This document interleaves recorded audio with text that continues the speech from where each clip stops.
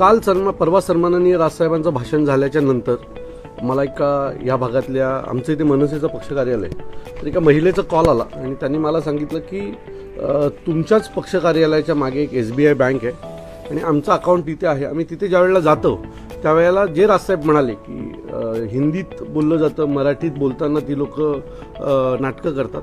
So आम्ही सुरुवात इथूनच केलेली आहे आणि आज SBIला आल्याच्या नंतर पहिलंच आम्ही पाहिलं तर नाव पाहिलं तर तिथल्या सगळ्या मोठ्या पोस्टवर ही बाहेरून आलेली लोक आहेत. आम्ही या लोकांना विनंती केली आहे, त्यांच्या कार्यालयात जर कुठेही पाहाल तर मराठीचा कुठेच वापर नाही आहे. सो जर तुम्ही या मातृभाषेत 1 लाख अकाउंट आहेत या भागातल्या लोकांचे इथे आणि ह्यातले जवळजवळ 95% मराठी लोकांची असतील, तर मला असं वाटतं जिथे मराठीचा वापर जास्त आहे, आमची मातृभाषा मराठी आहे, आणि तिथे तुम्ही मराठी तरुणांना संधी दिली पाहिजेत. जास्तीत जास्त मराठी मुलं कामाला असली पाहिजेत. त्याच्यासोबत डोअर कीपर असतील तेही मराठीत असले पाहिजेत, कारण SBIमध्ये बऱ्यापैकी ज्येष्ठ नागरिकांचे खाते असतात किंवा पेन्शनर लोकांचे खाते असतात आणि ही सगळी मराठी लोक आहेत. सो आम्ही आज यांना ताकीद दिलेली आहे की याच्यापुढे बँकेच्या भिंती देखील आम्हाला मराठीत दिसल्या पाहिजेत आणि ते जे काही डेस्कवर असलेली मुलं ही जवळजवळ सगळीच मुलं ही मराठीत असली पाहिजे. एखादी ज्येष्ठ नागरिक मराठी आले तर त्यांच्याशी त्यांच्या भाषेत बोलण्यासाठी तुमची माणसं उपलब्ध असली पाहिजे.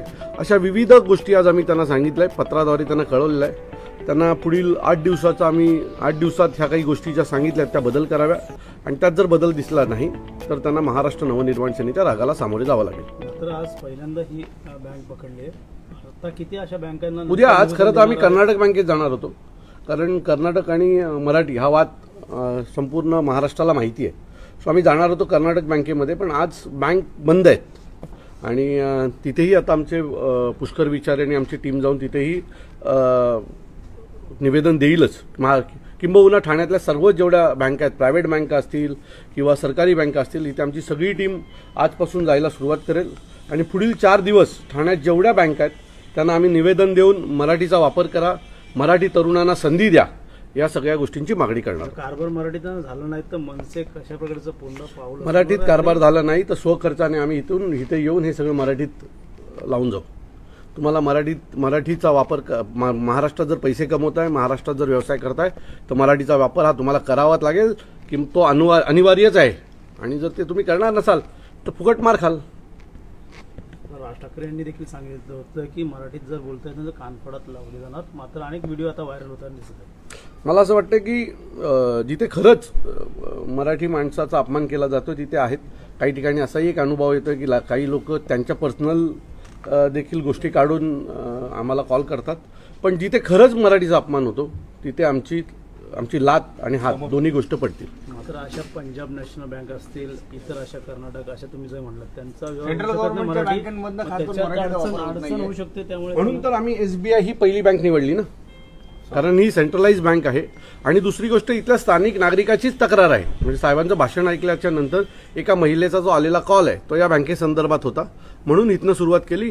तुम्हाला खात्रीने सांगतो की पुढच्या 8 दिवसात ठाणे जिल्ह्यात जेवढ्या बँका आहेत त्या सगळ्यांना आमचं निवेदन जाईल आणि त्याच्या पुढच्या 8 दिवसात हे सगळं बदल झालेलं आम्हाला पाहायला आवडेल.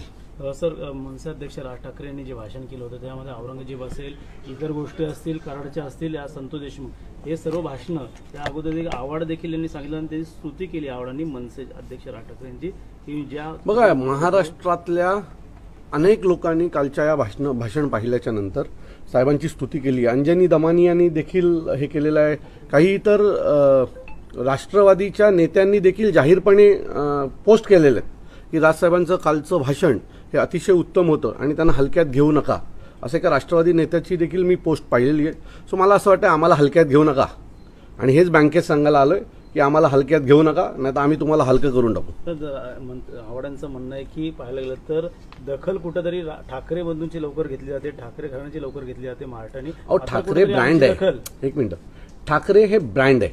हां, आव्हाडांना ब्रँड बनायला वेळ लागेल, त्यामुळे ठाकरे ब्रँड आहे हे मान्य करावं लागेल. तुम्ही आमदार खासदार याच्यावर ठाकरेंची गिनती करू नका. ह्या महाराष्ट्रामध्ये ठाकरे हे ब्रँड आहेत आणि पुढच्या अनेक पिढ्या हे ठाकरेच ब्रँड राहतील. बाकी सगळे येतात आणि जातात, किती आले आणि किती गेले कोणाच्या लक्षात आहे का? नाही, पण ठाकरे सगळ्यांच्या लक्षात आहेत. मागचे 70 वर्षे झाली याच्या पुढेही पुढची 100 वर्षे ठाकरेच या महाराष्ट्रावर राज्य करणार. आता विधानसभेत जो आवाज उचलला तो जसाचा तसा राज ठाकरेंनी नमूद केला होता त्या नाही, जे चांगलं आहे ते चांगलं आहे. त्यांनी विधानसभेत ज्या गोष्टी मांडल्या त्या योग्य होत्या. अकबराची जी कबर आहे तो आपल्या छत्रपती शिवाजी महाराज औरंगजेबाची जी कबर आहे ती आपल्या छत्रपती शिवाजी महाराजांचा पराक्रम सांगणारी आहे. त्यामुळे ती तिथे असलीच पाहिजे. त्याच्यावरचं जो काही तुम्ही तामझाम केला तो काढून टाका आणि त्याच्या तिथे सहली न्या. तो आम्ही सहली घेऊन जाणार आहोत. आमच्या ठाण्यामधल्या जेवढी लहान लहान मुलं आहेत त्यातील त्यांच्या सहली आम्ही तिथे घेऊन जाणार आहोत आणि छत्रपती शिवाजी महाराजांचा जो पराक्रम आहे तो आम्ही दाखवणार आहोत. मात्र भाजपची दुसरी भूमिका आहे. काही नेते मंत्री जाऊ द्या. नितेश राणे त्यांचं वेगळं भूमिका आहे. सतत पक्ष बदलणारे आणि सतत विविध धर्म म्हणजे 2017-18च्या आधीपर्यंत त्यांचा धर्म हा RSSला हाफचड्डी बोलण्याचा होता. आता अचानक RSS त्यांच्यासाठी देव झालं, अचानक शॉल आली. मला वाटतं त्याच्यावर बोलण्यात काय अर्थ नाही आहे. साहेब काय बोलले, पिक्चर बघून हिंदू होतात तसे हिंदू आम्हाला नको आहेत. रक्तात हिंदुत्व असावं लागतं. आता तुम्ही काय फिल्टर करून घेतलं का? नितेश राणेंनी रक्त फिल्टरला लावलं होतं का की अचानक तुम्ही सेक्युलरिझमवरून डायरेक्ट हिंदू झालेत? सो बहुतेक त्यांनी त्यांच्या शरीराला फिल्टरचं बटन लावलं असेल आणि ते दाबल्याच्या नंतर आता त्यांचं रक्त सेक्युलरिझमवरनं हिंदुत्वाकडे आलेलं असेल. पुढे काही दिवसांनी ज्यावेळेला भारतीय जनता पक्षाची सत्ता जाईल त्यावेळेला परत त्यांचं रक्त फिल्टर होईल आणि ते पुन्हा सेक्युलरिझम होईल. DNA बदलला जाईल असं म्हणणं. DNA असं नाही म्हणताय ना. DNA खूप मोठी गोष्ट आहे. मी नवीन नवीन घडामोडी पाहण्यासाठी आजच आम्ही मुंबईकर 24 तासला लाईक करा, सबस्क्राईब करा आणि अपडेट रहा.